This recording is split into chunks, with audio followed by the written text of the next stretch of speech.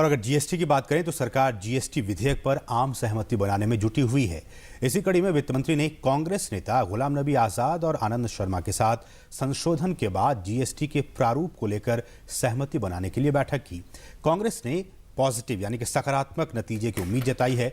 इसके अलावा जेटली ने कई अन्य दलों के नेताओं से भी मुलाकात की। इस बीच सरकार ने उम्मीद जताई है कि अगले सप्ताह जीएसटी विधेयक को पास करा लिया जाएगा। केंद्रीय कैबिनेट ने वस्तु एवं सेवा कर यानी जीएसटी पर संविधान संशोधन विधेयक में कुछ प्रमुख बदलावों को मंजूरी दे दी है, जिसके बाद संसद में जीएसटी के पास होने का रास्ता साफ होता नजर आ रहा है।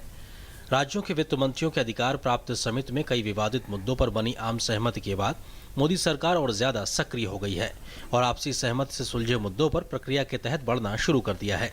इस सिलसिले में वित्त मंत्री अरुण जेटली लगातार बैठक करके तमाम दलों के बीच आम सहमति बनाने की अंतिम प्रक्रिया में लगे हुए हैं। दरअसल कांग्रेस की 3 मांगों में से एक मांग को सरकार ने मान लिया है, जबकि बाकी 2 मांगों को लेकर सहमति बनना फिलहाल अभी बाकी है।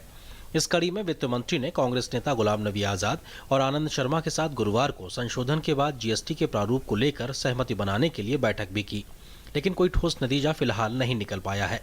सूत्रों का मानना है कि आने वाले दिनों में होने वाली बैठक में कोई सहमति बन सकती है।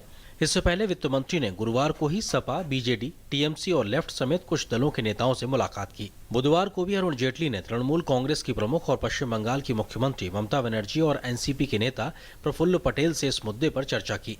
तो वहीं जदयू अध्यक्ष और बिहार के मुख्यमंत्री नीतीश कुमार पहले ही सरकार को जीएसटी बिल पर समर्थन देने का आश्वासन दे चुके हैं। सरकार कई मोर्चों पर लगातार प्रयास करके जीएसटी को इस सत्र में पास कराने की भरसक कोशिश कर रही है। बहुत अहमियत वाला ये बिल है पूरे भारत के लिए, और ख़ास तौर से जो नागरिक हैं उनको बहुत लाभ मिलेगा जीएसटी के आने से। इस पे जिस तरह की जो सवाल उठ रहे थे उन सभी सवालों के जवाब फाइनेंस मिनिस्टर्स थे, उन सब के साथ बैठक करके जेटली जी ने उन सबको दूर कर दिया है। एक विश्वास पैदा कर दिया है कि इससे पूरे देश का लाभ होगा। तो उम्मीद है आने वाले समय में जल्द ये बिल पास होगा। इससे पहले राज्यों और राजनीतिक पार्टियों के साथ बनी सहमति के आधार पर केंद्रीय कैबिनेट ने कुछ अहम बदलावों को मंजूरी दी है।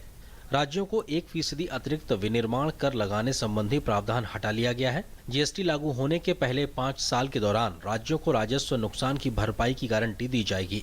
जीएसटी लागू होने पर केंद्र और राज्यों के बीच विवाद की सूरत में जीएसटी परिषद में फैसला होगा।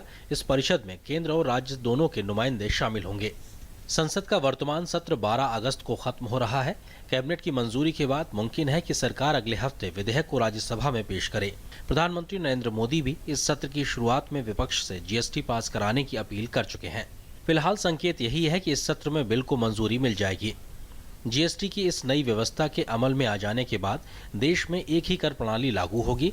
जीएसटी कर लागू होने पर एक ही केंद्रीय जीएसटी और राज्य जीएसटी होगा। अभी तक राज्य के अंदर बिक्री पर राज्य कर या वैट लगाया जाता है और राज्य के बाहर बिक्री पर केंद्रीय कर वसूला जाता है। नई व्यवस्था के लागू हो जाने के बाद सीएसटी नहीं लगाया जाएगा। केंद्र सरकार की कोशिश है कि जीएसटी को 1 अप्रैल 2017 से लागू कर दिया जाए। DD news.